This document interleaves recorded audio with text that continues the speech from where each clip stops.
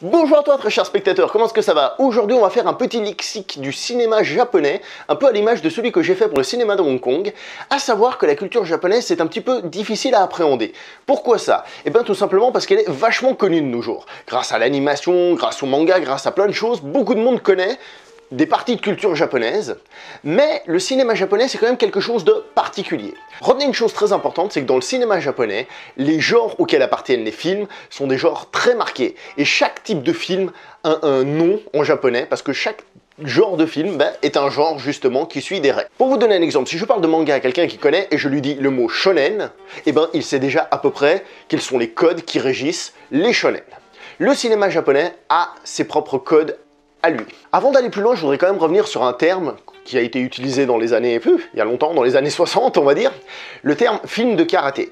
Si il y a en effet des films de combat à main nue qui existent au Japon, c'est vraiment pas, mais alors vraiment pas ce qu'on trouve le plus. C'est même quelque chose, je trouve, de relativement rare. Les films de combat à main nue, c'est plutôt du côté du cinéma de Hong Kong qu'on les trouve. Le cinéma japonais, lui, préfère plutôt se baser sur les films de katana. Point numéro 1, le Jidaigeki. Le Jidaigeki, c'est le film en costume, donc qui se passe généralement dans le Japon féodal.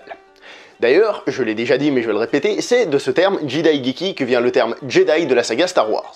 Numéro 2, le Shambara. Le Shambara ou Chambara, si on le prononce à peu près correctement, est un terme qui vient d'une onomatopée. Cette onomatopée c'est Chan Cham Barabara et qui représente un combat à l'épée. Donc Chan Cham c'est les épées qui se tapent entre elles, Chan Cham, et Barabara ce serait l'onomatopée du sabre qui coupe de la chair. Je suis bien d'accord avec vous, cette onomatopée ne me parle pas du tout. Moi quand j'entends ça, j'entends pas des gens qui se tapent dessus et qui s'entretuent au sabre. C'est un terme qui est utilisé en fait pour parler des combats de fiction, pour dire que c'est une simulation de combat et non pas un vrai combat en lui-même. Le Shambara est donc le film de sabre, le film de combat au sabre traditionnel et donc un sous-genre du Jidaigeki. Je vais vous redonner la définition que m'a donnée il y a longtemps un camarade. Le Shambara, c'est quand les gens vivent et meurent pour et par le sabre. Alors cette définition est extrême, mais permet au moins de définir et de le différencier un peu du Jidaigeki. À savoir que la différence entre Jidaigeki et Shambara est toujours un petit peu compliquée. Certains films sont entre les deux et il est difficile d'être toujours totalement affirmatif quant au genre auquel il appartient. Numéro 3, les samouraïs. Évidemment, quand on parle de Shambara, on parle surtout de combat au sabre et donc de samouraï. Mais qu'est-ce que réellement un samouraï? Un samouraï, c'est comme le chevalier européen. C'est-à-dire, c'est quelqu'un qui se bat, certes, qui peut porter une armure ou non d'ailleurs, mais ce n'est pas juste quelqu'un. Le samouraï fait partie de la classe des guerriers, de la caste des guerriers. Ça veut dire que son rôle dans la vie, dans la société, c'est de se battre. Ce n'est pas un marchand. Un samouraï, par principe, a un maître. Donc un maître régional, un seigneur régional, qu'on appelle un daimyo, ou alors carrément le chef de tout le Japon, le chef militaire, qu'on appelle le shogun. Le but du samouraï, c'est de servir cette personne-là. D'ailleurs, samouraï signifie servir en japonais. Numéro 4, ronin, ou ronin si on le dit plus à la japonaise, évidemment. Le ronin, c'est simplement un samouraï chômeur, un samouraï qui n'a plus d'emploi, c'est-à-dire un samouraï qui n'a plus de maître, qui ne sert plus de maître. Donc il ne sert plus ni le shogun, ni un daimyo.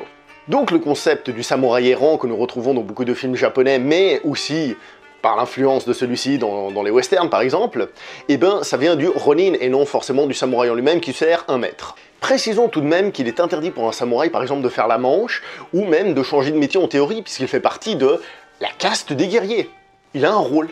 Et c'est d'être un guerrier. Numéro 5, seppuku. Seppuku est le véritable terme de ce que vous connaissez sans doute sous le nom de harakiri.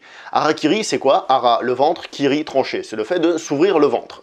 C'est donc l'espèce de suicide traditionnel des samouraïs. Le terme harakiri est en fait un terme péjoratif qui veut dire s'ouvrir le ventre, voilà. Tandis que le terme seppuku, lui, fait référence à la cérémonie qui l'accompagne.